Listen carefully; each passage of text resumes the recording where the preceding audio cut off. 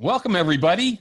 Today, we're cracking the code of 8 James Bond movies with our special panel of 4 members of our Facebook group, the worldwide community of spy movie fans. If you want to join our group, check out facebook.com/Spy Movie Navigator. Hi, this is Dan Silvestri. And Tom Pizzato. And Vicky Hodges. Of SpyMovieNavigator.com and our podcast show, Cracking the Code of Spy Movies. So let's get cracking. We have our panelists assembled. Let's have each of them give us a 30-second intro to themselves, starting with Scott. Everyone, Scott Winterroth here, and I'm in Chicago, Illinois, and just a longtime Bond fan and watched every movie. Of course, I have some that are favorites than others, but I'm going to share those two with you guys today. So that's me. And then David. Hi, David Lippiott here in literally sunny Scotland. Been a fan since I saw Live and Let Die in the cinema in '73, and looking forward to hearing what everyone has to say. All right, Lindsay. Good afternoon, Lindsay Cancino from Nassau, Bahamas. Been a Bond nut since I was about 5 years old, to be honest. So 1967. Super. Brian. Morning from the Emerald City, Seattle. Been a Bond fan for about 24 years. Saw Tomorrow Never Dies when I was a kid. Excited to be here and talk some James Bond with everybody today. Super. Thank you very much, everybody, for being here. This is going to be fun. Okay, the deal is that each of our panelists had to select their favorite 2 Bond films, but each had to have a different actor playing Bond. So let's start with Scott and the first movie, The Spy Who Loved Me, his first choice. Okay, well, first of all, it's incredibly honored to be here with all of you other James Bond fans. But second of all, it's hard to go first, so bear with me, guys. But I had to go between Roger Moore and Pierce Brosnan. Those are my 2 favorites. So my first pick was obviously the older film, so The Spy Who Loved Me with Roger Moore. God, I just love this film. I think this is this is iconic, classic Bond in my opinion. Connery's great. Lazenby was good. You know, Dalton's awesome, but to me, Roger Moore is all about Bond. And to me, he also reminds me a little bit of my father, so a little bit of that kind of thing. But at the end of the day, this film was awesome. You've got Stromberg and his Marine castle, and Bond's trying to foil his plot to take over the world and build this underwater, universe. I still feel today that this plot is still like over the top enough that it could still kind of play out today. Obviously, technologies have changed and stuff like that. So I still feel it's a little real. But one of my favorite parts of this film is obviously the collaboration, if you will, with Agent Triple X, the Russian counter agent, lovingly played by Barbara Bach, who I think that, when they're going through Cairo and they're looking for Fakesh, it's like I love that kind of Bond pitter-patter back and forth between the 2 of them. The collaboration between the Russians, KGB, which General Gorgov is great, kind of like he's in several of the films, but it's kind of a fun way to see him interact. And the other thing I like about this film is it's very British. He's not doing an American mission like in The Living Daylights, I believe. Like, he's not going rogue like in Die Another Day, he's on, even though it's a over the top kind of plot where it's like, let's take over the world trying to do this underwater thing. It's still very much a British Secret Service mission, which I think is kind of like, I like that when he stays kind of within his for Queen and Country kind of thing. Some of my favorite parts, Jaws is, Richard Keel's in this film. And I think I think out of all the films that Richard Keel and Jaws is in, that this is one of the ones that he's the most succinct in. And of course, I liked Octopussy a lot too and stuff like that. So there's not like, if I had to pick one of the Roger Moore films, it would definitely be The Spy Who Loved Me. I know Roger Moore also said that was his favorite film out of all the ones that he did. So I if you asked me a couple of years ago, I probably would have said Octopussy was my favorite. I know it's one of the weirdest ones, but ultimately I ended up moving more towards The Spy Who Loved Me as I got a little older and a little bit more mature with my Bond film viewings, if you will. But so back to Richard Keel and Jaws, I think this one is where he's the most succinct into it. He's, they use the magnetic crane and towards the end to capture him, and then he chews the shark up. I think that's kind of well written into the script, and they hop into the escape pod and he swims to shore, which I think is kind of funny to keep that going. And one of my favorite scenes is probably, there's a million of them. I love when they're at the pyramids, if you will. they're in there like the pyramids of Giza,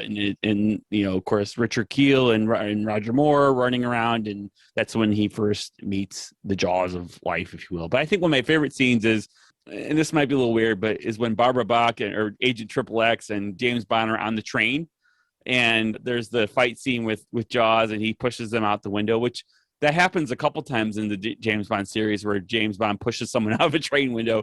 I can't remember the other film I just watched, but I was like, oh, that happened once before. Yeah. Live and Let Die, yeah. Yeah, Live and Let Die, yeah. So, yeah, that's right. I just watched that one, so that makes sense. But basically, yeah, so that the train scene, I like, it's like a little bit, that's when they kind of go from being just the spy. It's when she turns into the spy who loved me, right? Right. Kind of thing. Yeah.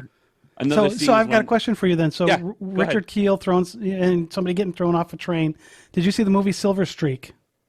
So he plays a henchman in that, and he throws Gene Wilder off the train. So That's great. one of the many times that Yeah, Wilder gets kicked off the train. I don't know if I've seen it, but if I did, I completely forgot about that. So yeah, thanks for bringing that up. He So was anyways, that's Yeah, he was great, and they brought him back, of course, from Moonraker. 'Cause Jaws was so popular in The Spy Who Loved Me, and Cubby Broccoli got so many letters from kids wanting Jaws to turn out to be a nice guy, and so they wrote that into Moonraker at the end. Of course, he helps Bond escape, right? yeah. I know I'm running out of time, but I got like two more things. I have to mention the Lotus Eastbury. Obviously, that's one of the coolest scenes. I That's know your background. that's why I use it. I think it's like, if I know it keeps going up for auction or was up for auction, I would love to be the owner of that. I don't know where I would put it, but that to me would be, and I'd love to be stuck with Barbara Bach in the Lotus Eastbury underwater. I think that'd be fun. And when they drive it up to this, and I don't care how old you are, when they drive the car out of the water and the kids are like, I think that's one of the coolest scenes. Yeah, Tom and I were at that beach. Yeah, Out of the water. Yeah, that's actually very close to the hotel where they first meet Naomi. Yep. Oh, really? Is. Yeah, makes sense. And then finally, I got one more thing. I promise I'm done. One more thing in that movie. It's got the 70s retro Bond theme song, which I think is kind of cool. Where it's got a little, it's kind of a cool. I like to listen to it just by itself. So yeah. Cool. Oh, cool. All right. Thank you, Scott. Yeah, thanks. That was great. All right. So Scott did The Spy Who Loved Me. Now we're going to go to David, and he's going to talk to us about his first choice, From Russia with Love. Absolutely, and thank you very much. For me, this is the quintessential Bond ethos. It's proper Cold War, 60s espionage. I know Spectre's kind of managing things, but it's still kind of East-West. It's still very much that old school feeling that you get also in things like Ipcress File, Funeral in Berlin, that sort of thing. Love those too. Unlike some of the other ones, it's very, very small scale. Yeah. I mean, the big thing is the Lecter. That's it. There's no plans to take over the world. It's just a little intricate plot. A bit of it's a follow-up from Dr. No. Right. You get a slight reference from the chess player talking about revenge for Dr. No, which is nice. So it gives you a little bit of continuity. It's quite claustrophobic. It's a bit North by Northwest is one that's always compared with From Russia with Love. Okay. And obviously the film came out after North by Northwest, but the From Russia with Love novel came out 2 years before North by Northwest. So there are connections all the way through. You have the train sequence, you have the romance, you have the bit of adventure with the plane, with the helicopter, what have you. Yeah. Just to open it out. You've got the elegance of the suits and when you started watching this sort of film on TV when you were, in the mid-70s, you think, why are they wearing hats? Because people just don't wear hats then. But then you look back and you think, hats, and it's really quite cool. It's quite smart. Yes. I'd like to bring back the hats. Yeah, it's just one of these things. It's it's a different era. It's a different time. It's definitely one of my favorites. And the fact that the helicopter chase was filmed about 2.5 hours from my house is great. Yeah. Yeah, I was going to say that It's probably not without its helps. flaws. Yeah. I personally think you could live without the boat chase. I think Oh, okay. Wow. That was in there for a bit of boom bang, but I think you can live without it. I think you can go straight to the kind of Rosa Klebb denouement. because they moved the boat chase from they were in Istanbul, And the Sure. weather was bad, I guess. And they said, "Oh, we'll do this in Scotland." And so they filmed it in Scotland. You've been there, right? You've been to those spots. That's right. Yes, I had a very, very wet day about 2 or 3 years ago. Nice. Going up the hill, and you can still find the rock, and you can find the track with the cars coming along when it's getting bombed by the chopper. You can also find the jetty where they take off in the boats. Yes. And all the backdrop to the boat chase is literally right in front of you. So it's all in quite a small location, and it does look fantastic. Yeah. And I remember seeing this probably end of the 70s in a double bill with Diamonds Are Forever. And the claustrophobia of the train sequences. And then suddenly it opens out with helicopters and mountains and everything. And it's an incredible thing to watch on the big screen if you ever get a chance. Yes. Yeah. And like I say, to me, it's quintessential Bond. It's 60s, it's proper espionage. Yeah. And that's why I absolutely love it to bits. David, this is my top 2 film on rankings. I absolutely love this film, and it's got one of the best gadgets in the attaché case, and I wish I owned it. And also my favourite, Ali and Kerim Bey. I think he's one of the best allies that Bond had throughout the franchise. Yeah. He is fabulous, and he's someone that I keep coming back to time and again. I look for that sort of Kerim Bey character in the other movies. He was. I think my favourite line is when he's having coffee with Kerim, and he asks him, "What kind of coffee do you want?" And he says, "Medium sweet." Yes. What that says to me is you've got someone that understands the local culture, and he always knows what the best thing is to have wherever he goes in the world. Yeah. And he respects the local culture by trying, the local delicacies, whether it's food and drink. And it's just this ability to move with ease Yes. wherever you are in the world, Yes. and just know what's what and what's where. And that is just such a, when you're a little kid learning all this stuff, that really impresses you and it stays with you. Yeah, and he's perfect in the movie for that. Yeah, brilliant. He's suave, debonair, worldly. Yeah. Yeah. Great guy. Yeah. Definitely. Well, you also have to love a movie that's got a fight in the middle of a camp with 2 women fighting over a guy. Oh, You got to love a movie that does that. Yeah. That was awesome. I love that movie I love too. that scene. Certainly in our top 5. Certainly in our top 5. That's one of the best Bond movies ever made. Yeah. And it's still great. And I love that it's not this big worldly thing. I'm going to take over the world kind of stuff. It's about this Lecter machine and getting, this is great. This is good stuff. Real spy stuff. Real Cold War stuff. Good stuff. Well, it also had an Ian Fleming feel to it. Some of these don't, where this one really does feel like this is a Fleming novel that we're watching on the screen, which I really appreciated. Great. Yeah.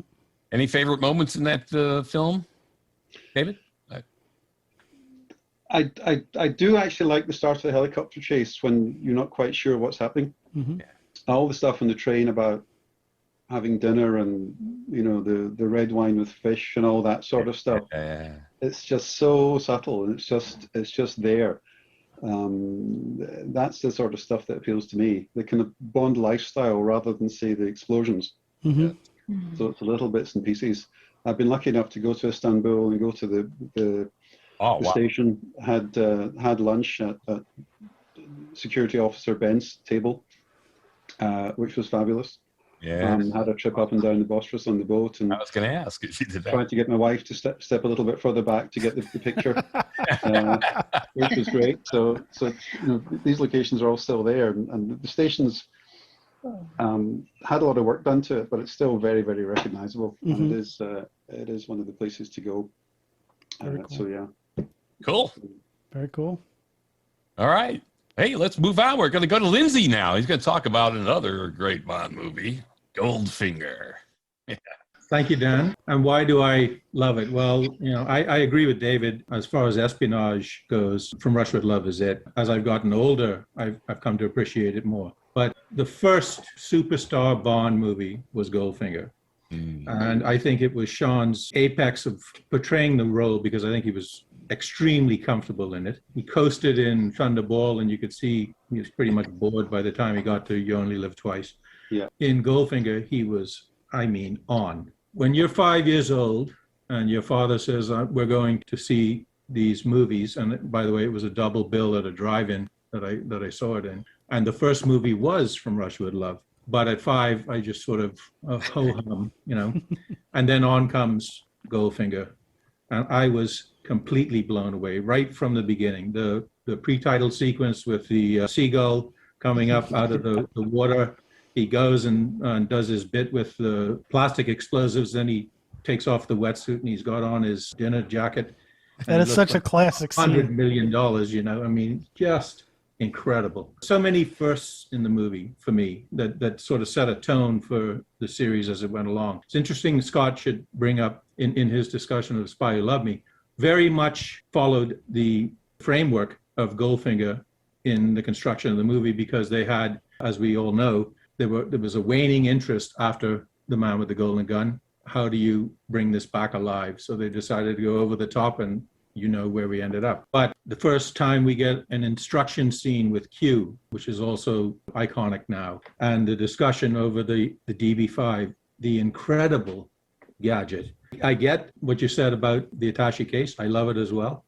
But that car is something else. I have been in love with cars since that day as a result of that explosion. It was the first equal female, if you like, in a Bond movie, in Pussy Galore. And the first sort of mega villain. I agree. I'm not crazy when it goes way over the top, but Goldfinger wasn't trying to take over the world. He was just trying to make his gold worth more. Yeah. But Gert Frobe just did an incredible job. I still think he is probably the best villain, with the possible exception of Javier Bardem, but I'll come to that later. Also, with the one-liners. I mean, this is where the one-liners just went through the roof. When he gets to the Fountain Blue and Felix comes to meet him and it's time for man talk, you know, I mean, Sean would have gone to jail if he'd done that today. But that wouldn't go over well here, at least in the U.S. No, it is dismissal of Dink, but it was an incredible scene. And then the banter between him and Jill Masterson also absolutely top-notch.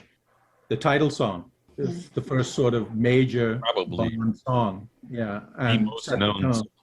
Exactly. Probably one of the most known. The title sequence. I know Maurice Binder did From Russia with Love, I think. Did he do Dr. No? Might have done Dr. No as well, but he was not there for Goldfinger. Right. Robert Brownjohn did the title sequence there and took it to another level. I think that's what made Maurice Binder so much more determined.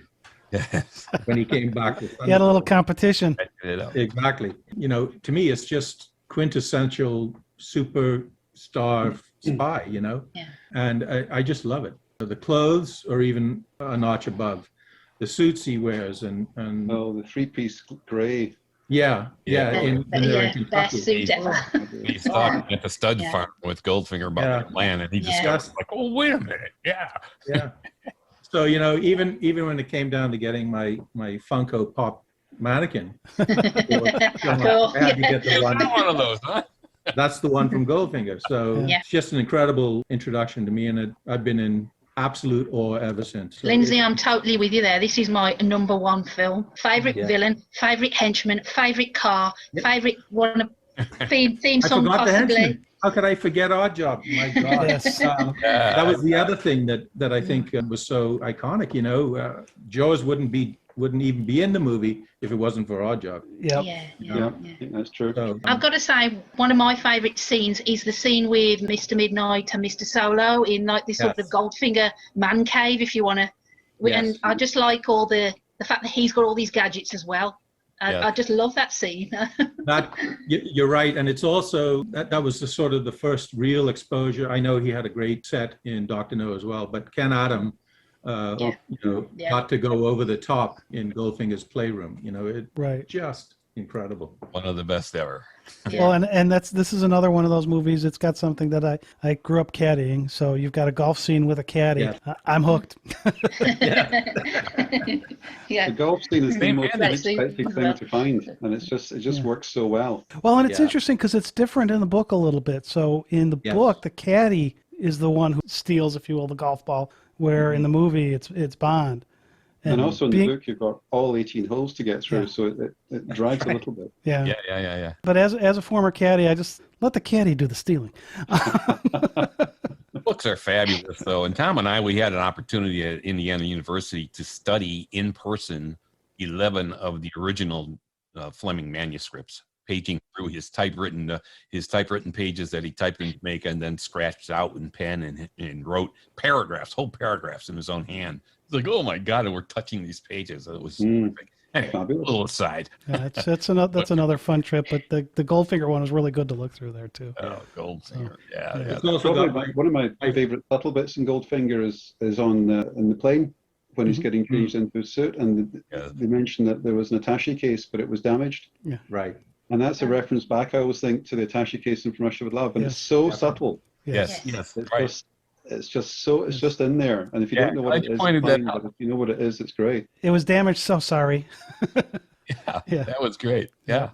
Terrific stuff. Yeah, and I was just going to add that in a movie that's overflowing with great lines, my favorite line in any Bond movie ever to this day, actually, the winner of the line is not Bond, it's Goldfinger, and it's, "Do you expect me to talk, Goldfinger?"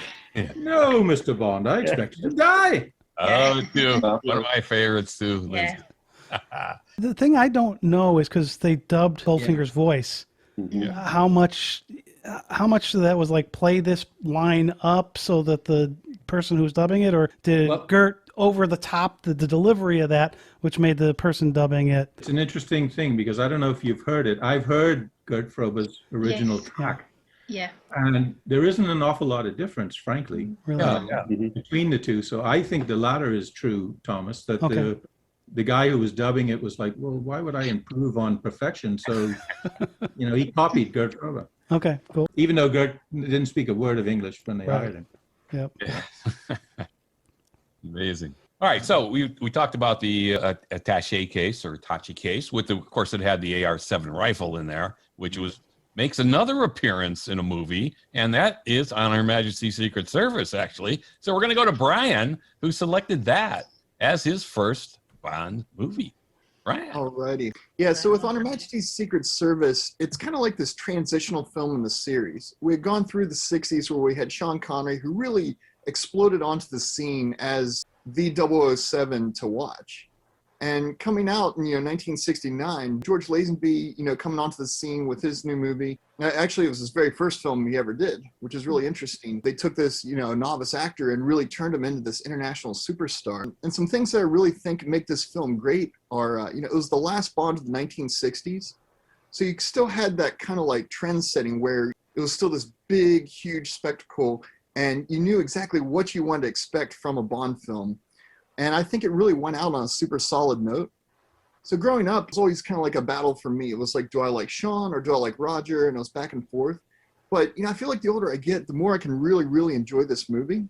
Mm-hmm. So basically, Bond, he's hot on the trail of Blofeld. He's trying to find Spectre after the events of You Only Live Twice. And it's kind of interesting because if you grew up reading the books, there's a huge difference because in the original series of novels, Majesty's Secret Service is the next film in the Blofeld trilogy. Mm-hmm. Versus when you get to the films, now it follows what would have been the last novel in that trilogy. So it kind of led some confusion, but I think that the way Peter Hunt directed that film really helped it out. I think some things that really helped that out were Peter Hunt's editing experience. Yeah. I think, going into it being like a prior editor and then going straight into the director's seat, you could kind of go through and direct the film the way you want. And then if there's certain cuts you want or certain shots you want, I think his influence really helped make that stand out. I've always thought that it was unfortunate that Peter never got a chance to do another one because I thought he did a fabulous job. I agree Yeah, with that you was there. a terrific movie. Absolutely. He did. And I think you're right. His editing experience really honed I'm going to take this shot and this shot and this shot. He was terrific. That was a great, great job. You're right. Yeah. I think you're right. He did an absolutely fantastic job, and I think it's always a strange irony that for someone that is a great editor and does really fast action, you end up with one of the longest films. Yes. Mhm. But it's a superb job. Yes. But I love every minute of it.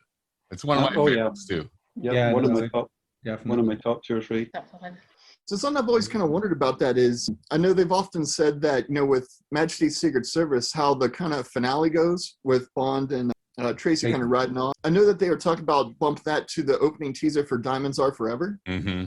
So I wonder if by including that back into the film, I wonder if that's what caused it to run so long. Maybe it would have only been 2 hours long, but then by adding that in, it added so many extra minutes because they had kind of closed out the end of that story. Kind of going back to Peter Hunt's editing, the thing that just strikes me as like the most profound evidence of this, if you watch the way that Lazenby throws a punch, it's almost spot on. You think, wow, man, this guy knows how to knock people out. And he actually did Yeah. hit I was going to people. say. Those weren't pulled. Screen test. I forgot about that. That was good. The other thing too, just the consistency with how it related to the plot of the novel. I always felt that was just masterfully done. I remember hearing that Peter Hunt used to walk around with the novel in his hand, and if something wasn't right, he's like, no, this is how they did it in the book. We got to follow. I mean, he was very close to the book. true to it. Mm-hmm. Yeah. I also love that they had the return of the Aston Martin. I know it had been gone since Thunderball. And they actually switched up the model. They didn't have the DB5 for this one. So seeing Bond cruise around in a brand new one, especially in that first scene, it really kind of, pushes Lazenby into that character role. And you really feel like, okay, this is a Bond movie. It's got all the elements. And it kind of leads in that beach scene where, he and Terrence Mountain are tangling. And yes. It's just a phenomenal opening. And then the thing where he kind of looks to the camera and he's like, this never happened to the other fellow. I absolutely love that line. Yeah. I mean, it's just total acknowledgement of, okay, we switched Bonds, deal with it. Right. Yeah. I always think it works as well. I've got no problem with it. I think it's a great touch. And the other thing, I think they paid a lot of attention to trying to make sure you accepted him as the new Bond. So you had the flashback scenes when he's about to resign, etc., and so on. But one of the key things I think that certainly grounded it for me was John Barry. The score for On Her Majesty's Secret Service is best ever. Perfect. Absolutely perfect. It's hard to beat. Yeah. But even like the beginning of the film, when you have the gun barrel, the music's completely different. It kind of goes back to that Doctor Who thing where they pause it right in the middle and then they keep going. Right. And then just the way the soundtrack just kind of goes from there all the way into the film, like you could listen to it from start to finish and just it's just so enthralling and you just never get bored with it. The other thing that's interesting too, kind of like we were talking about earlier, how there's different elements of the previous Bond movies that are kind of like callbacks in this film. Right. I always thought the ironic part is, this film is kind of like the one that gets called back to in the later films so much more. Like in Spy Who Loved Me, where he's talking to Anya about, Tracy, The Visit and For Your Eyes Only, License to Kill when Della throws in the garter and, Felix goes, he was married once, but that was a long time ago. Yeah. Right. And it's just so interesting how impactful this film's been and how like the kind of attitude of the world has kind of changed towards it going into nowadays. And I think that's what really makes it stand the test of time. Yeah, it's now one of the most popular Bond films. And, I wish George would have done more. Absolutely. I agree with you entirely. I think it'd been great if he'd done some more. Yeah. And the film just, I think, suffered because the previous ones had left the books behind and they were getting gradually bigger and bigger and bigger. Yes. And suddenly you stripped it back.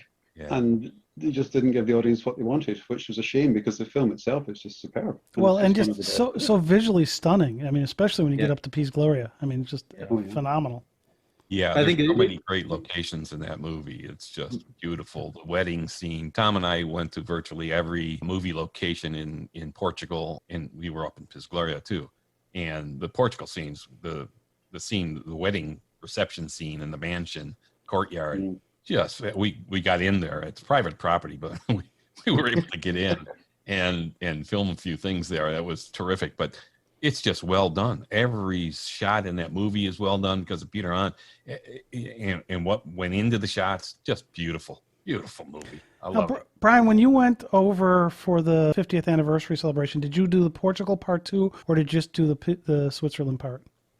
Yeah, unfortunately, I was unavailable for Portugal. I had some prior commitments, but going over for the Switzerland part, it's interesting. It was kind of like a bucket list goal of mine. So I, seeing that film, reading the book before and then watching it, just the way it was like portrayed in that film, I'm like, I've got to go there. I've got to set foot on there. I don't care what I got to do. And it was just one of those things where like, all right, what? I'm just going to go over. I'll spend a night. I'll go up and fly back. But then I found out about the trip and I realized, whoa, there's so much more to this that I can really get involved in and I can meet a whole network of people and just kind of going through there and just experiencing all. It was just something out of this world. It's like nothing I've ever seen before. And you can really see why, the people for the scouting location really were impacted by that place and why they're like, hey, you've got to come here. We've got to shoot a film here. It was just Spectacular. It's like something out of a dream almost. Yeah. It is. It is. It's Brian, can I ask you about the Tracy's death scene and how you thought George portrayed it? I know a lot of people think that Sean wouldn't have dealt with that scene, the vulnerability that we get. What's your thoughts on that? So I would have to agree with that. Like, growing up, I was always a very, very huge Sean Connery fan. Just watching his films, just the way he portrays his roles, the way he can just flow from one character to another, doing all sorts of different things. And, I remember growing up and people were talking about that final scene where Lazenby's kind of more somber. He's very, a little bit more tearful, just very sad and depressed by just the suddenness of everything that happened after everything we had seen in this 2-hour-long film. And, it's a heartbreaking ending, probably the most heartbreaking ending of all the James Bond films. Yeah, Definitely. And I tend to agree. I don't mean to, talk bad about Sean, but, I don't think he could have pulled that scene off the way Lazenby did. And just the way it was performed, the way it had gone, it really showed a different emotional side of Bond where you're like, he's human, he's vulnerable. Because you get a sense as the film progresses that he really wants to leave the service. He wants to get married, go off, have a life of his own. And then, this happens and it almost kind of like tugs at him being like, he almost got out and then he's pulled back in suddenly. Great line from Godfather 3.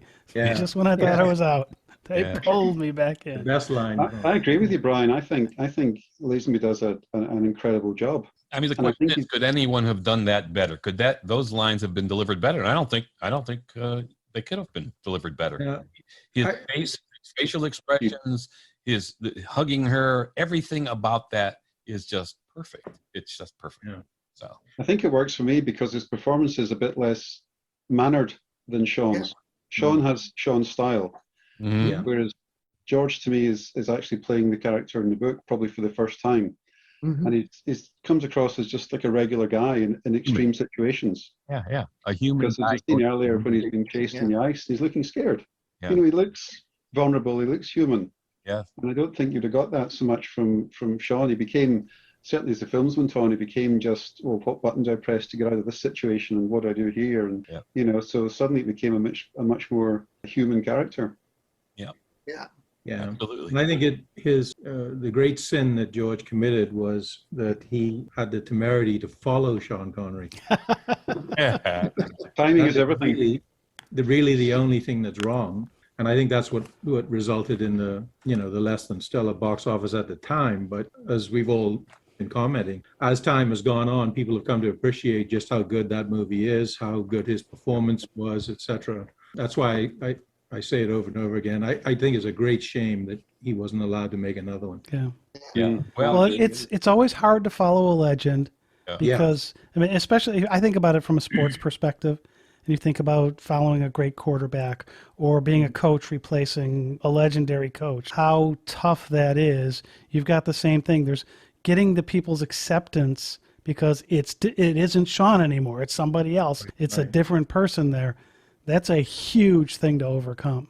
Yeah, and I think by bringing him in, it made it easier to do the transition to Roger because we've already seen another Bond. Right. Yeah. I was going to say that you're right. It did make it easier to transition to Roger, but the other benefit was that Roger had been playing James Bond. It's just his name was Simon Templar. Exactly. So, much of his character came from the Saint. Yep. I've watched the Saint episode. Of course, Shirley Eaton was in a couple of the early Saint episodes as well, and other Bond characters were in there as well too. Yeah, I just want to throw in one final note there. I think the other thing that really kind of helped Lazenby was just the star power of the film. I mean, they brought in Telly Savalas for Blofeld. They brought in Diana Rigg. And I always loved the connection between the Avengers and James Bond. And so I think by bringing that in, it kind of eased him into the role and really helped him. Yes. Where Sean Connery could just like lead any picture he wanted. You could put anybody with him and it just worked. Lazenby didn't really have the star power, but by bringing in, an Avengers star and Savalas, and even looking at Savalas as potentially the greatest Blofeld ever, but that's a whole other discussion. I think it really helped the whole flow of the film, the transition and everything. Yeah, absolutely. All right, now I think we're finished with round one. That was fun. So we're going to go back to Scott, and he's going to tell us about his second favorite movie. Tomorrow Never Dies. Yeah. And I see Hey. your backdrop has changed. Yes. Tomorrow So hey, Never Dies. I probably picked the 2 Bond films that have like the non-Aston Martin vehicles in them, and also the 2 Bond films that have Bond partnering with a female ally, right? So I thought that was interesting. But Tomorrow Never Dies. I'm here representing Pierce Brosnan on this panel. I don't think I'm the only Pierce Brosnan person, and I think that so this film to me is iconic. It's maybe not the best Bond film. It's maybe not the most iconic. I mean, GoldenEye is probably, truthfully, Pierce Brosnan's best Bond film. I would not disagree with that. But this film does have some things that I don't think people think about. One, this does set a paradigm shift in the Bond series. This is actually probably the first modern technology, if you will. Cell phones are introduced in this film. You know, you've got the 750 IL, which I know is like the lamest Bond car, but I love this car. I used to drive around like parking garages in the city, like pretending I was Bond and driving around crazy. I wouldn't admit that as an adult, but like, you know, as a teenager. Also, I was in my teenage years when this film came out. So he played a very impressionable Bond for me. I used to work at an upscale department store and wear a black suit, and I would obviously walk around the store thinking I was Pierce Brosnan playing James Bond. So it was kind of a side note there. But ultimately, I like this film. Judi Dench makes her return in this film, and I think one thing that I thought was really interesting as I watched this film the other day is that the opening scene where there's like a terrorist flea market, if you will, where they're buying and selling goods, and Bond doesn't speak for like almost the entire first 8 minutes of the film, which I thought was interesting. It's all Judi Dench. He's still there. You know he's there doing his stuff, and you get a sense of him. And it's one of the best pre-credits. You're right. It's fabulous. Yeah, and I liked it. He's flying the airplane. He shoots the other guy up, and you know, it's one of the better pre-credit scenes, I think, even though he doesn't really speak, or you don't even see Bond until about halfway into the pre-credit scene. I think the World Is Not Enough and Tomorrow Never Dies are 2 films that in some ways I always get them confused a lot. Actually, there's a lot of parallels to these films in my opinion. I think Tomorrow Never Dies, you got the Carters, you got the media mogul. It seems like a kind of a real plot, it seems realistic in terms of what taking over the world. This could actually possibly happen. The remote control cell phone adapter for the car, I think, is one of the coolest gadgets ever. I mean, I wish I had that today. It doesn't even exist today. And ultimately, you've got really want to accuse Desmond Llewellyn's final films. I know it's not his actual final film, but one of his final films, which I think that they played good homage to him in that. And one final thing with Tomorrow Never Dies is that this is actually the first Bond film scored by David Arnold, which would kind of bring us into a new era of the more modern Bond music. I love to listen to the Bond soundtracks, and I compare and contrast. GoldenEye, I forget who actually scored that movie, but it's definitely a much different. Eric Serra. Yeah, Eric Serra, thank you. It was a much different score than you get from David Arnold and beyond. And I could be wrong in terms of the names there, but that's from my knowledge anyways. And Tomorrow Never Dies, The World Not Enough, I think the theme songs from The World, I actually like the theme song of the scoring of The World Is Not Enough better. But I think that was a great Pierce Brosnan film too. I just think that Christmas Jones kind of ruined that film a little bit. I thought it was a little too. I know I'm getting off my one film here, but I thought it was a little too. I love that. I would actually pick The World Is Not Enough, but the Christmas Jones thing, as much as I love the person who played that role, I can't think of her, Denise Richards. As much as I love Denise Richards, she's gorgeous in that film, but it just kind of made it a little clunky, I think. But other than that. Yeah. Also, Christmas Jones. I mean, it's not like a Pussy Galore or something like that. It's kind of a weird name, I thought. But other than that, I think it was all that name was there just for the final punchline. Yeah, right. Oh yeah. Yeah, it felt that way a little bit. I agree. But otherwise, I thought that was a great film too. And the two middle ones with GoldenEye, I think, are obviously some of Pierce Brosnan's, I think, best Bond films. And to me, they're some of the best because those are the ones that I grew up with and enjoyed watching. So that's what I have to say about that. Scott, I am with you all the way on this. Pierce Brosnan got me collecting in '95 for GoldenEye, and it's just gone, hence the thing behind me. I have 2 questions for you regarding this. I think it's a very underrated film, and I think it's more relevant now with its fake news. And but my 2 questions are, Anthony Hopkins was originally cast as Elliot Carver, Mhm. and he backed out because of the course script issues. What do you think about what would he have brought to the role that Jonathan Pryce, which actually I think Jonathan Pryce is great. I like him. I'll admit it. And secondly, Terry Hatcher, not a fan, I must admit. Monica Bellucci was who Pierce Brosnan wanted to play that part, and of course Eon went with Terry Hatcher. What are your thoughts on that? So we've got Anthony Hopkins for Carver, Monica Bellucci as Paris Carver. Yeah, that's interesting. It's hard for me to see that because they ended up not playing the role, you know. So, and I like everything the way it is, kind of thing. So, I think Elliot Carter, and I can't remember his actual name, but I think I think he was I don't know, he's not super villain, but I guess he does look more like a CEO of a media company, so that sort of fits. In terms of, you know, I forget her name right off the top of my head. Terry Hatcher. In terms of Terry Hatcher, I think she looks beautiful in this movie. So whether or not she was supposed to play it or not, I thought she did a pretty good. I thought she did a good job. I also liked her from Superman, so it kind of was a nice tie-in. And I wish she didn't die so quickly in the film. I know in the plot she kind of dies, sort of. She's in and then she's dead, kind of thing. But also Michelle Ye playing the Chinese agent, I think is kind of a nice, I think that also had some type of word, but I don't remember. There was something with that too, where that was a first. I can't remember what, but either way, I thought that was a nice tie-in. It's also weird where it's not a Bond where he ends up in bed with the leading lady at the end. Also, I think there's one little quip in the film where he says brushing up on a little Danish when Moneypenny calls him. I think that's one of my favorite quotes in the entire film. So.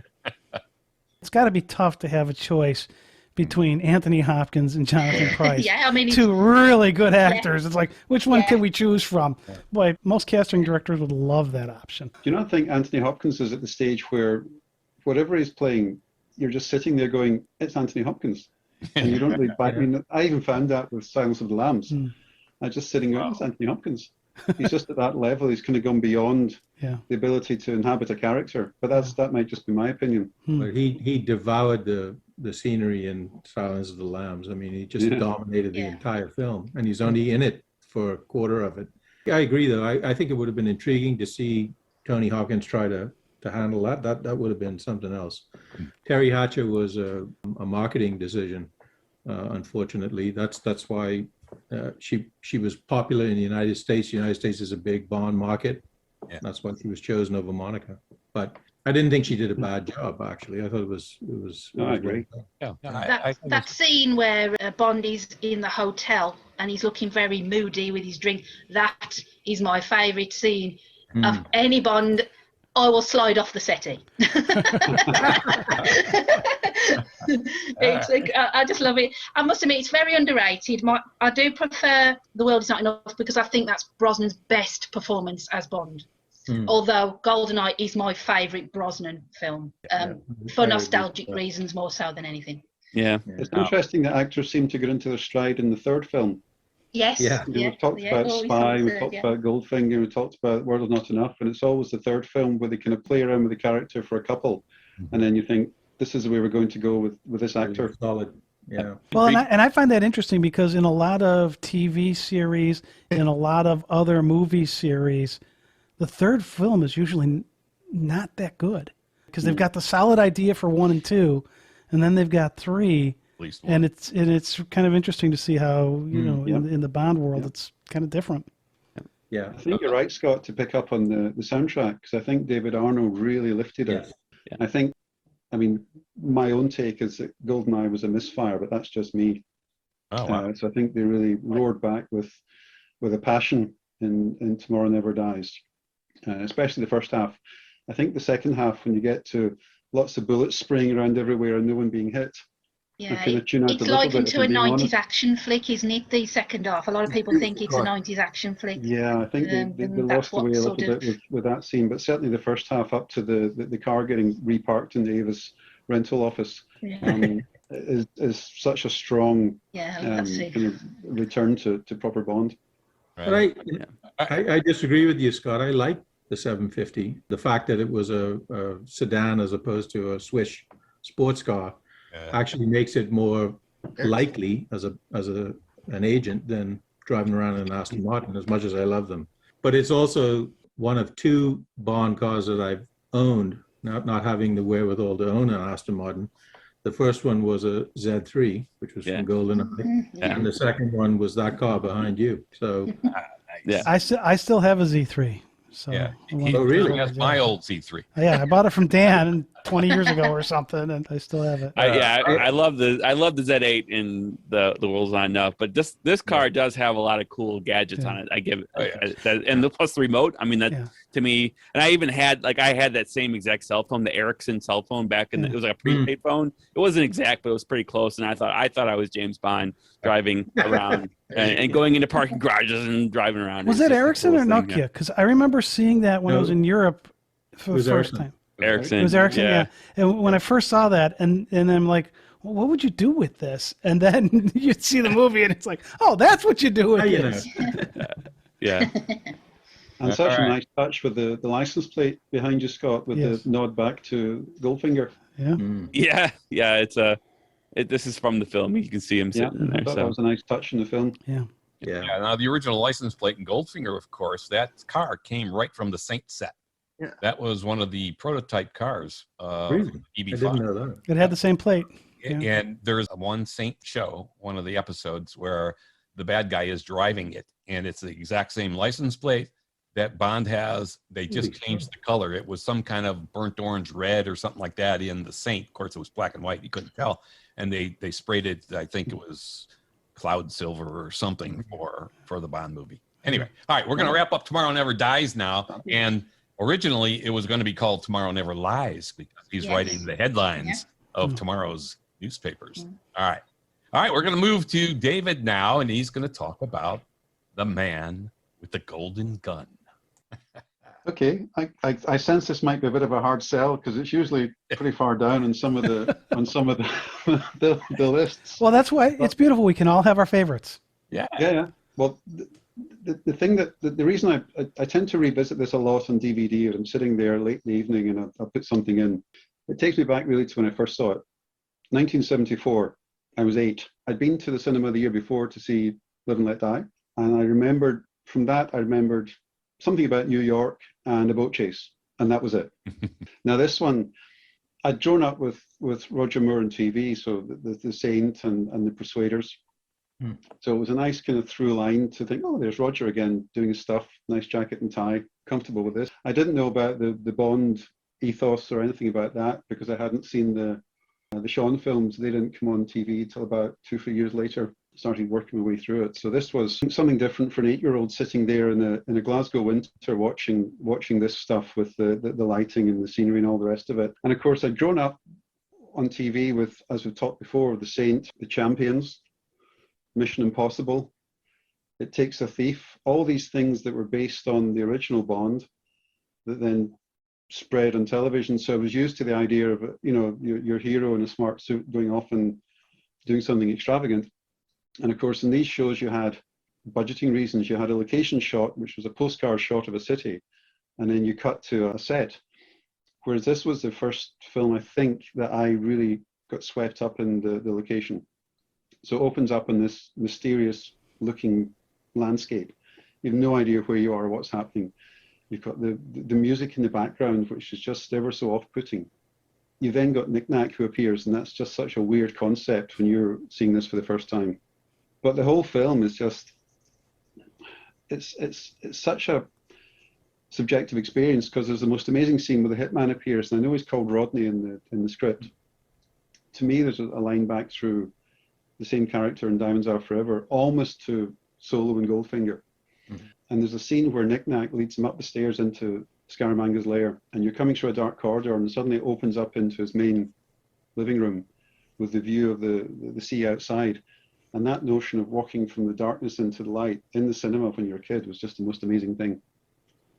things that you pick up on nowadays, like Black Velvet and Oysters and Tabasco and little bits of class like that, you don't get that when you're a kid. The other big transition scene that really had an impact is when you cut to the Casino de Macau neon sign, and that rich music playing, and you really are there. And that just absolutely blew me away. I was there as an 8-year-old. You had a slightly more elegant way of introducing locations, I think, in those days. You didn't just have a tourist video shot and the title of telling you where you are. You had to kind of work out where you were, whether it was Macau or the hydrofoil in Hong Kong. So, okay, I'm in Hong Kong. You don't need a big sign saying you're in Hong Kong. The other lighting, I keep coming back to the lighting because I think that the lighting in this film is unlike anything else I've ever seen. Even going into Miss Anders' hotel room with the champagne, there's something about, there's a veneer of the lighting in that room that seems to work quite well. The karate school, the karate stuff was brand new. We hadn't had Kung Fu and TV. I certainly wasn't of age to go and see Bruce Lee films. This was brand new. Again, it's something different. It's so mysterious, it's exotic. It's probably one of the most exotic Bond films, just in terms of differentness, location. Yeah, you have to love James Bond Island. That's another one of those. I've got to get there. At the end, when you're flying along and the music's playing and the plane's hitting the trees and just going around, and you're thinking, what is this place? I mean, where is it? You just didn't know. Yeah. I mean, nowadays, just go and look it up, but you're sitting there in 74 and you just have no idea where it is. It's a bit of fun having JW back. I mean, I know some people don't like it, but like I say, the appeal for this film for me is watching it as an 8-year-old, and every time I watch it nowadays, I watched it yesterday, I still get that same buzz over one or two of the transitions and one or two of the scenes, even though objectively and academically you could probably rip it to shreds. I still love it beyond words. The car chase has still got some serious driving in it, whatever you say about it, and just the location at the end on the island is just so out of this world. So there we go. It's a time travel back to my childhood whenever I see this one, and it works every single time. I think I'm going to have to watch that one again. I haven't watched it in a while, so I think you just resold me to go take a look.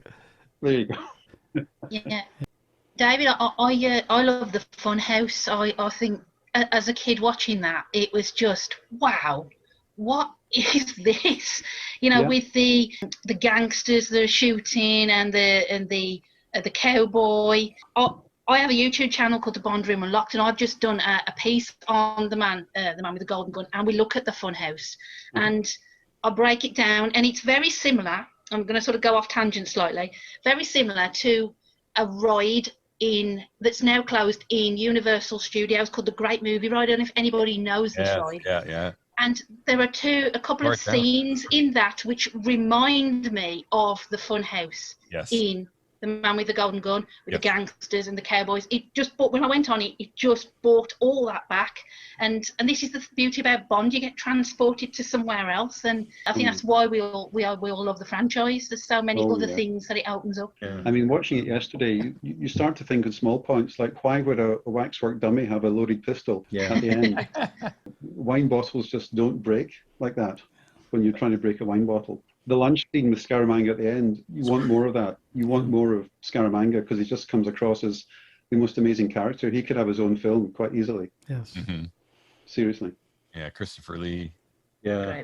Oh, he was related to Fleming, wasn't he? That's right. Yes. He was a cousin or second cousin or something. Yeah. And you also got a sense with this one that they spend a lot more time in the locations. Yes. Whereas something like Octopussy, you tend to get a couple of establishing shots and then you're into a set. Yes. Whereas this one, they do walk from street corner to street corner. They are there, and they're there for a long time. Yeah.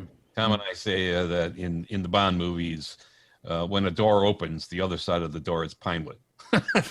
Yeah. So it's like, okay, that's true. All right. Yeah, I think part of that though too is if you're gonna pay to get all those people there, it's kind of like when they did on Her Majesty's Secret Service. They paid to get all those people there. You might as well stay there and take advantage of what's there. Right? Yeah, and License to Kill, I think they had virtually no shots at Pinewood. It was all, it was in Mexico and Florida. In the States, Yeah, absolutely. I just want to jump in. Hey, David, I absolutely agree with your assessment of the film. Man with Golden Gun is one of the ones that, when I'm just looking for a Bond movie just to watch, it just seems to be kind of like my go-to. And a lot of the points that you hit on were just spot on, between like the lighting, the transitions, some of the music, some of the different cues and stuff like that.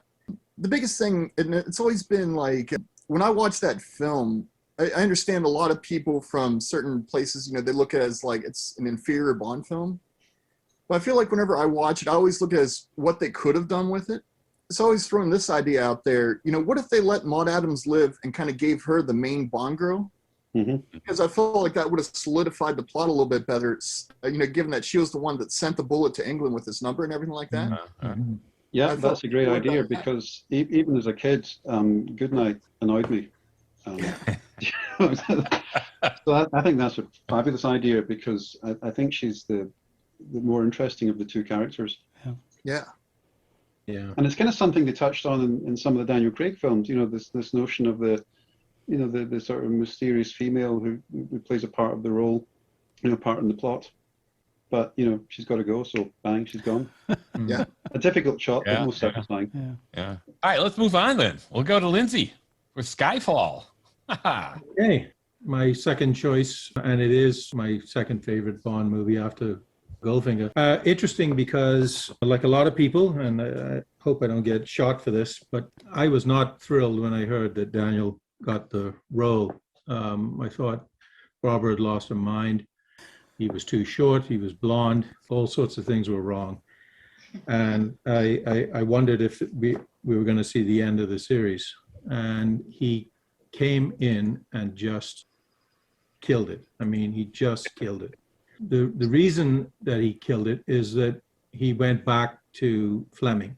And it's interesting, you know, I say that Goldfinger is my favorite, and it's over the top. It's not Fleming-esque in that sense, but the one that grounds it for me is, you know, Daniel really makes you feel that James Bond is a real living person that has feelings, has been hurt, has been traumatized, doesn't, you know, he's an orphan. The scenes in Scotland with Judi Dench, when they talk about him being an orphan and so on, very few words, but incredibly effective. Bringing Andrew Bond and Monique Delacroix, which I assume very few people even know those names, but I know them because I've read the books. And just those little touches to me are so important.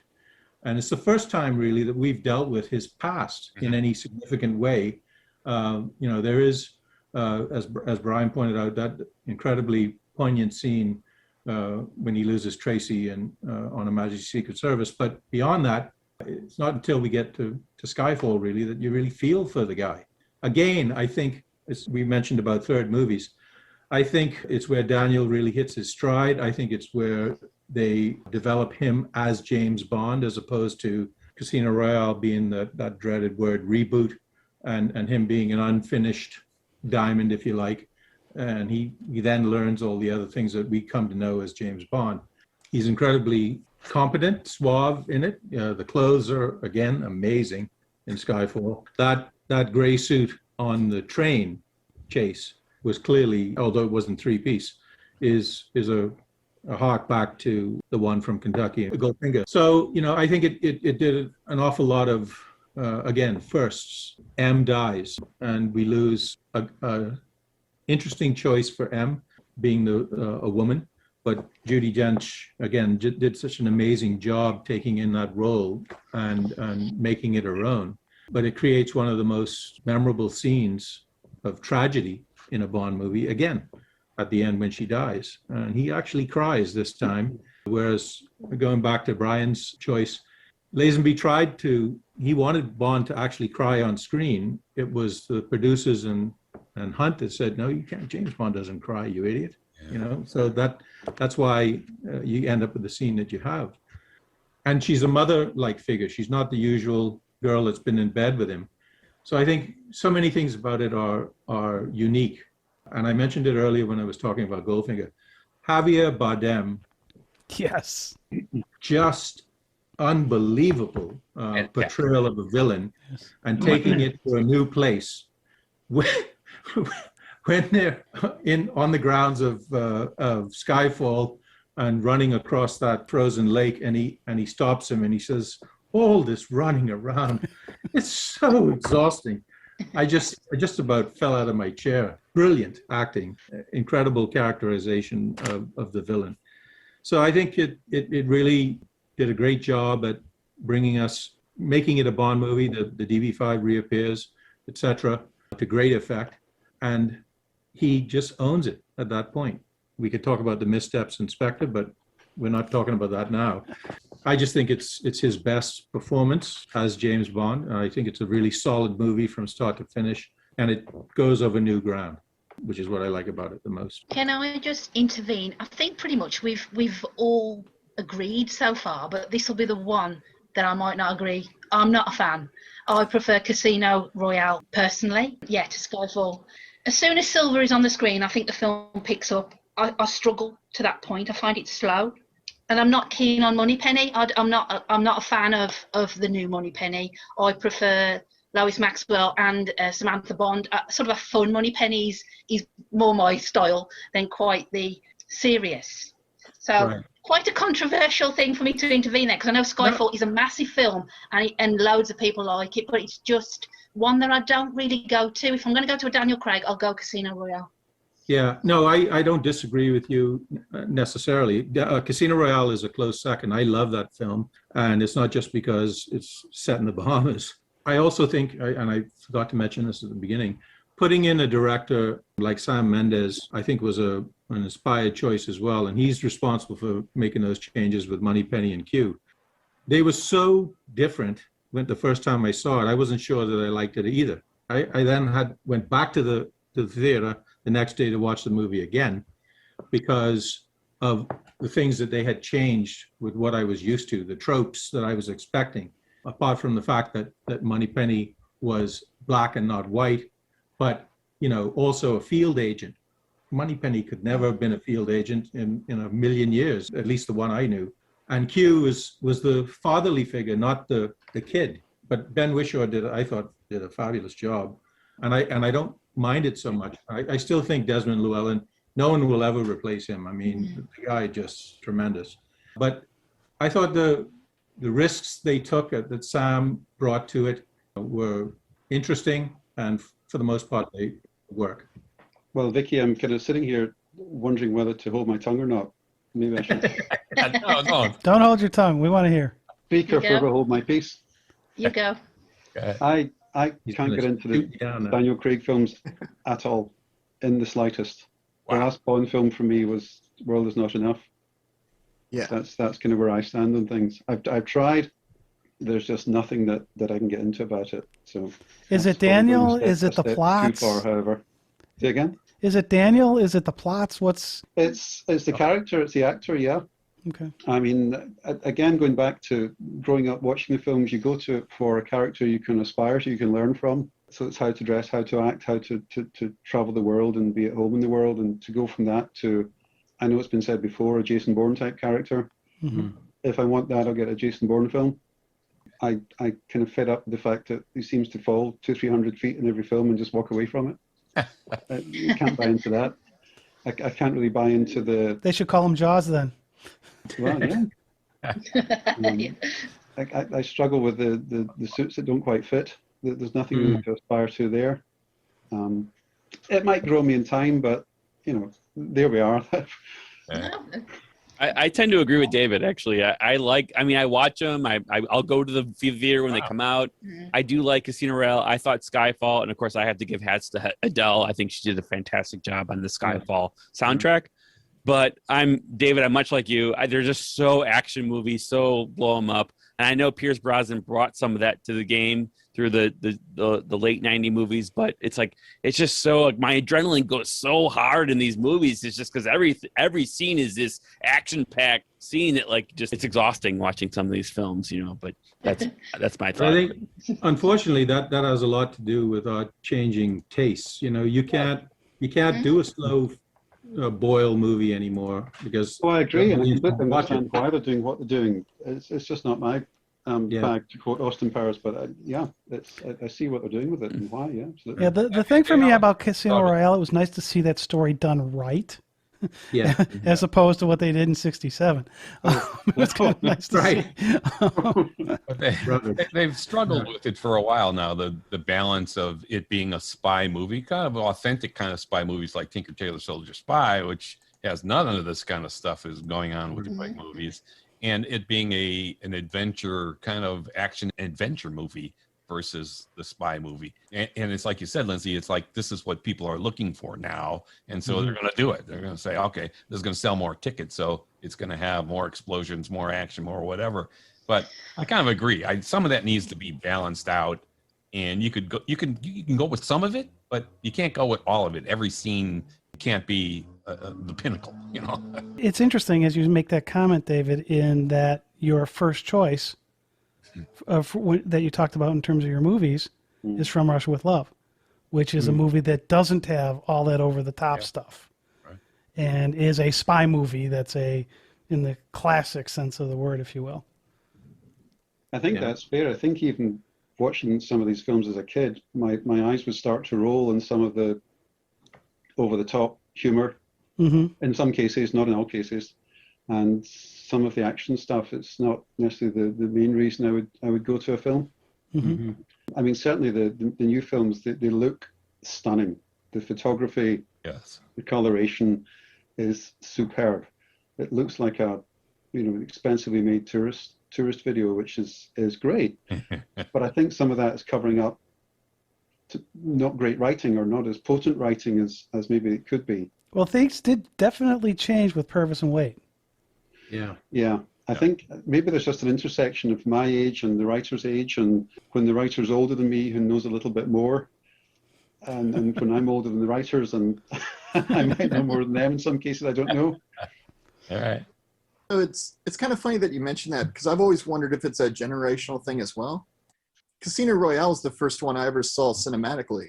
And, I'd seen all the Bond movies leading up to it. And I remember going there that night.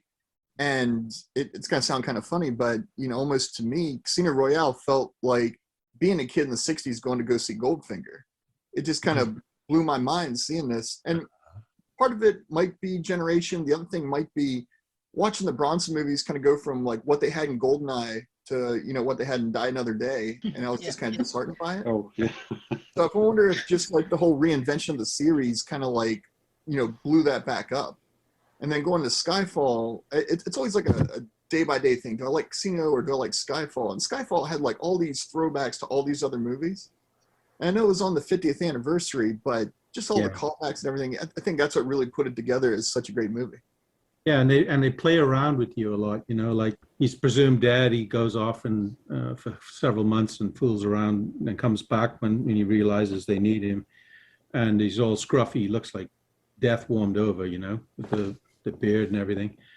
And then they have the scene with Moneypenny shaving him, which I agree is, I thought for a moment they were going to end up in bed, and I thought, I have to leave. Right? This can't happen. They don't cross that line, thank goodness. But the next scene is him appearing on the bow of the boat going to the casino in Macau in that midnight blue tuxedo. And when I saw that, I said, this boy has got this down. He just looked the part.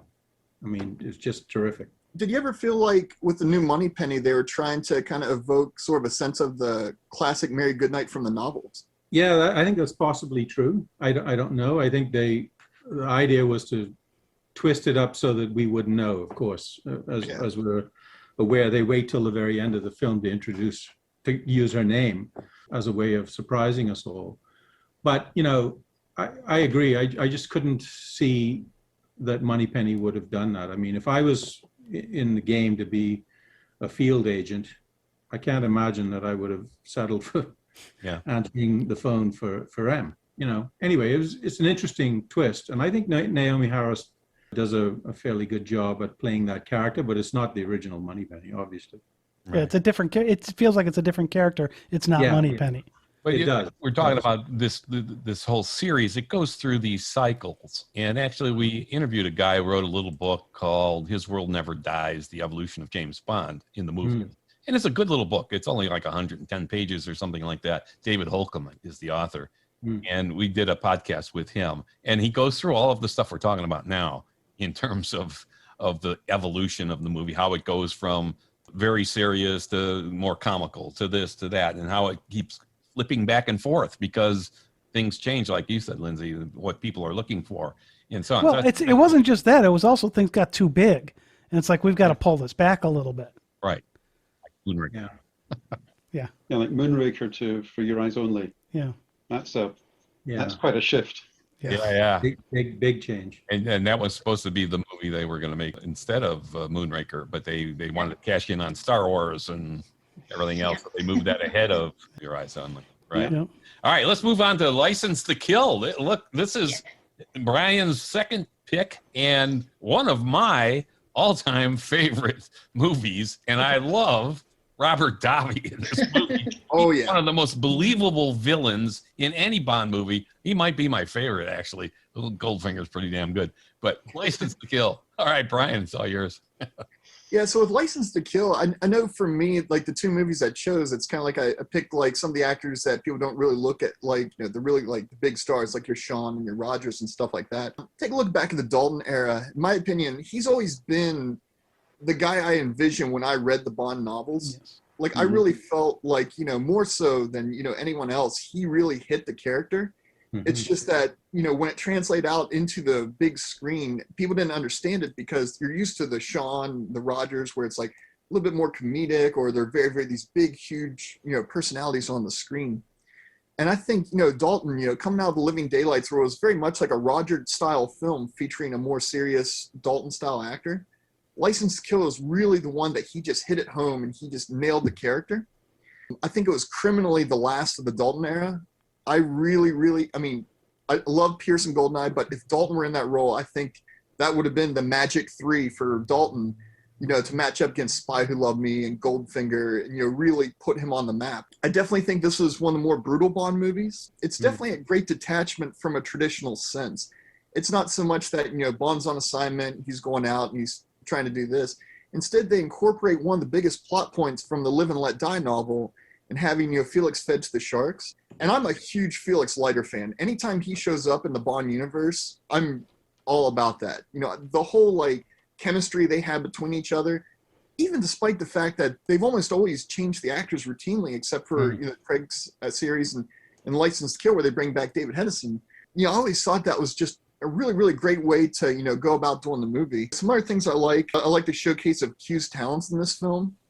I mean, usually when you see Q, he's, you know, in his laboratory, or he's, you know, doing, you know, he's putting together something and he's scolding 007 like a fatherly figure. But this is the first time we really see him out in the field, you know, helping them out, using the gadgets more like the rake with the walkie-talkie on it. He's really trying to make amends in the room because, you know, when Pam's getting upset about, is it Lupa, I think? Lupa, yeah. Yeah. The other thing, I think the teaser scene at the very beginning of this film was just masterfully done. You know, the lead up to Felix's wedding, the fact that, you know, Sanchez, you know, is right there for the capturing, the way they go about getting to him, the helicopter scenes, the let's go fishing, you know, they come down, they connect it.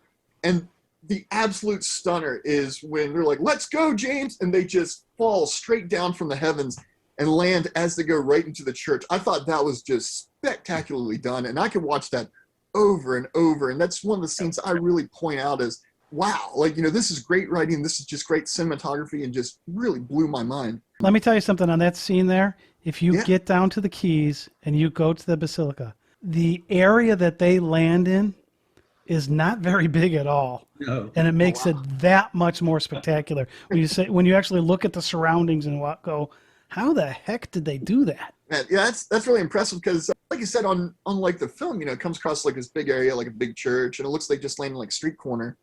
So, you know, looking at that, seeing how small that must have been, you know, it's really kind of like a serious feat to accomplish, you know, achieve for a film of this size. Other things I like to this, kind of going back to my first film, were the callbacks to Majesty's Secret Service. There's very much, you know, whole thing of like, you know, relationships with like the wedding for Felix and Della. Even the scene where, you know, Della throws the garter to Bond and he catches it, and, you know, he kind of has this sentimental smile, but he just kind of walks off and goes about. And, you know, Della's like, Did I do something wrong? She's like, he was married once. That was a long time ago. And I love that connection, the way it just calls back to that film. Yeah. And it's kind of goes back to my original point where Majesty's Secret Service just had that thing that just kind of pops up randomly in your later installments that just really solidifies a sort of like a continuity of the series. The only thing I felt was, you know, kind of really put it down a little bit was it came out in a summer that had some serious blockbusters. I know with Batman of '89 came out that year. You had like the Ghostbusters sequel. You had, you know, I think Lethal Weapon, one of those movies came out that year. Yeah. And all these That other... Last Crusade, that was out that year. Last wasn't it? Crusade, yeah. They were up against some biggies.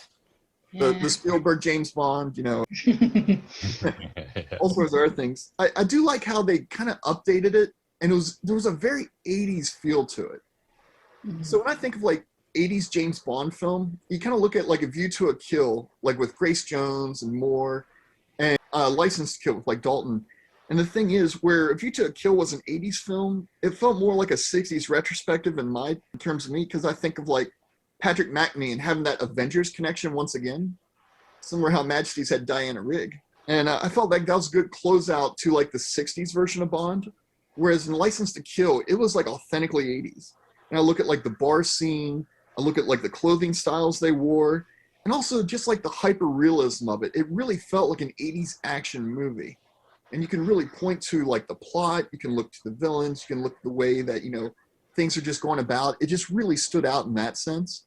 And I really felt that even though it was like a piece of its time, because the way the story was written and, you know, just like Robert Davies acting and, you know, Timothy Dalton's exploring the character, I felt that really put it all together nicely. Yeah, I agree. Fantastic movie. I loved Robert Davi and Benicio del Toro as Dario.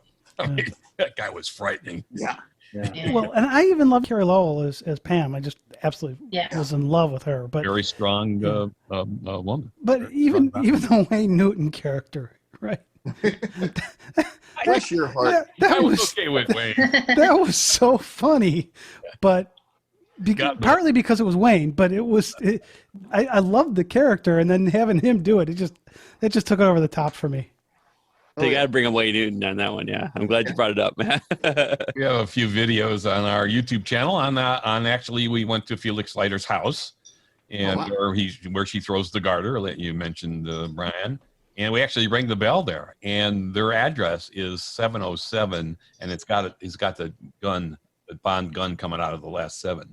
So they were Bond fans after the movie. Now the house sold about 6 or 7 years ago, and now I don't know who owns it now, but no one answered when we were there. But we're gonna actually, we go look in the yard. The security camera did look at us though. Yes, security camera. So we made sure we showed our shirts. It was like, hey. Standard CIA equipment, right? Yeah, exactly. It was fun though. But the Key West for the License to Kill locations, oh my God. There's the church, the Hemingway house, everything. It's just You've got to go from where you are, Brian. You have to go the furthest part in the continental U.S. from where you are up in Seattle to get down there. But if you really like this movie, you should do it. Absolutely. I definitely got to go. Key West is not so bad. We went to the airport too, where Sanchez's plane lands and everything. We interviewed the guy who owns the airport there. He does parachuting lessons and stuff. And he told us a little bit about how they had to land the jet and what they had to do it and what they had to configure the runway to do it because it was not made for jets and it was too short of a runway. It was fun. So hey, there's a lot of great stuff there. So you got to go sometime. And it's Key West. That's what I have to do. I have to tell my fiance I found a new way to get married. You know, I'm going to parachute into the church, and exactly. There you go. I think someone got hurt in that. Actually, they actually got hurt after they parachuted in that scene, but I can't remember the exact story. But it's in the extra credits or whatever. Yeah. Oh, I thought they did it one take. I thought too. But we have a video of the church also, and we do a pan. You could see what it looks like there in the video. Now the trees were taller now, so yeah, of course, but still you'll see the small area. It's a very small area. Gorgeous little church though. Yeah. So, but I agree. I've recently watched this, so this is well fresh in my mind, this film, and I'm very much a Formula Bond fan, so you know I like the over the top villains, and I thought I wouldn't like License to Kill, and Davey, for me, is one of the best. He's understated, ambitious. He makes Bond think about his professionalism and how far he can go. So I really rate this film, even though it's completely throwing the rule book out the window for me, because I like Formula Bond and all the, the Gadgets girls and big villains. So yeah, it's a great film, and I prefer it to The Living Daylights. It's the one that I would watch out the two. See, and I go back to with the villains. It's, Davi's character is another one of these believable villains, like in Goldfinger, right? Where it's like, I can believe that's a real person. As much as I love Silva in Skyfall, I'm not sure that I really buy how believable he is, that, that person really exists, although probably does. But, if you look at Robert Davi's character, or you look at Goldfinger's character, absolutely 100%, no questions asked, that's a believable character. Yeah, absolutely. That's what I loved about that. I agree. I think that Davi's scenes and Dalton, they must have loved. They're both theater trained actors, and must have just loved chewing that all up. And they do a terrific job with each other, no question about it. And it's very understated. License to Kill. It's not a, as you say, it's not a formulaic Bond, and he plays it very much more rough than others. And I guess that stands to reason. The Living Daylights was frankly set up to be a Roger movie, and then they moved on, so he inherited that. But License to Kill is really the first sort of Timothy attempt. He read all the Fleming novels ahead of time to make sure he got into the character, and he was probably, of all of them, the closest to Fleming character of Bond. Definitely. And I also agree it's a shame that he didn't get to do a third one because but it was legal issues. Criminally shame, yeah. Yeah, and I had actually read the comment that, Daniel's Bond wouldn't work if you hadn't had Timothy set it up, right? Because you had the very serious Bond, then you had Pierce, which wasn't, and then you got Daniel coming back around being a more serious Bond. And I think partly due to the sense of when you look back at what Timothy did in this. Yeah. I think that's probably true. He introduced it. It's kind of like George Lazenby being the first unfortunate soul to follow Sean. So by the time we got to Roger, we knew that someone else could be James Bond. Right. Yeah. That's true. The other thing I thought that really stood out too, and I think this really speaks to Robert Davi's, interpretation of the Sanchez character. He's very human, and you almost like him in a way. Yeah. And the thing that I really point out to me is, it's like, when he's talking to Felix and he's like, "I just want you to know, my friend, this is purely business or strictly business." And then later on, when they have Crest, who's in the thing, and he's like, "Are you really going to pay this guy?" And he's like, "I stick to my word. I've always been about loyalty and this and that." And you just get that sense of, wow, here's a man of principle and passion. Like, yeah, he's involved in criminal activities and he's done some horrendous things, but he's also got a very sense of, hey, if you help me, I'll help you. He's like, I'm all about loyalty, and it's like, I'm not above taking care of someone who's done a favor to me. As opposed to, you see some of these other movies will just wipe out, like, let's just wipe out these people. I don't need them anymore. Like Goldfinger, where he wipes out all the gangsters in the room. Like, he really takes care of them. And I think just the whole psyche and just different things like that, I think that's what made it work so well. Because then when you bring in Dalton's character, and you can see as he systematically just kind of like starts messing with Sanchez's mind. He's like, there was only one? Or wait a minute. Yeah, I love that. And at the very end, the best part was that line at the very end. It's like, don't you want to know why? And Sanchez is kind of like, he hesitates for that split second that costs him everything. So good. I think the tanker chase at the end is still absolutely wow. When I watched it recently, it's an amazing sequence of events. To have a tanker on two wheels, I mean, it's an amazing stunt. Really brilliant. I thought it was also impressive how they have the bullets that sound out the Bond theme as he's jumping from tanker to tanker. I always thought that was really cool. A nice little tidbit and bit of trivia. Yep. I had to listen to that one. Yeah. I got to go back and listen. I don't know. Yeah. I don't think I've ever realized that. I'd never noticed that before. Oh, wow. Cool. For me, the most Bond element of that one is the washer skiing behind the plane. Yeah. When the music kicks in, and the whole cinema just almost stands up. Yeah. Yeah. That's a great one. And then Very he gets over James the Bond. plane and all the bills are flying all over the place. I actually have one of those bills. That I collect stuff. So I have one of the bills that were flying all over the place. I hope it's the one that was in his face, but it's probably not. It's also the scene where you get like a rare laugh from Dalton, like as he's flying in the plane away. It's like he starts laughing, he throws the money, and it's like, Yeah. it's just interesting because you really don't get a lot of like, I mean, it's very dry humor, but you don't get like a really sense of a joy in Dalton. But he's like, yes, I escaped this, I pulled this off, and he's just like, he just feels really good in the moment, and I think it was just perfect. Yeah. I always think the structure of it is very like the Man with the Golden Gun novel, where he infiltrates the villain and disrupts everything from the inside, and it's that sort of structure, that kind of Mark Hazard, character that he takes on from time to time. Spy stuff. Spy stuff. Yeah.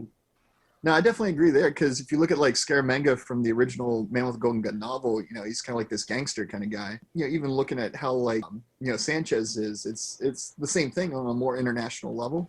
You're going into South America and stuff like that, and I think it's just the difference between a 1965 novel and like an 89 film, just the change in times and things like that. It's just like a more modern interpretation of it. Yeah, I mean the novel's not great. It's a bit of a challenge in parts to get through it. So I think just lifting the whole thing and updating it. Yeah. You have I to. absolutely agree. Yeah, that whole concept of infiltrating. There's a 2018 Indian movie, and I may mispronounce it. It's Raazi, Razi, I think, is how you say it. It's English subtitles, and you talk about infiltrating. This person marries. This Indian lady marries somebody in a Pakistani higher up military family, and you're really in the middle of it at that point. So you look at some of these where you take that concept and can roll with it, and done very well. So it's probably one I would assume none of you have seen it, but if you want a good one that's in subtitles, Razi, highly recommend that one too. So check that one. All right. Look for that. All right. I think we're going to wrap this up. This has been fun. Yeah. Absolutely. Yeah. So again, anyone listening out there, you want to join our group? It's on Facebook. Go to facebook.com/SpyMovieNavigator and join our group. These guys all are in our group, and we're going to do more of these in the future. So join us for sure. Today, we'd like to thank Scott Winterroth, David Lippiett, Lindsay Cancino, and Brian Herr for great contributions. This has been a fun discussion. Thank you, guys. This really was fun. Great stuff. So thanks again. All right. Thanks again. Hey, this has been Dan Silvestri. Tom Pizzato. And Vicky Hodges. SpyMovieNavigator.com. Thanks for joining us today. We'll be back with more fun stuff. Thanks.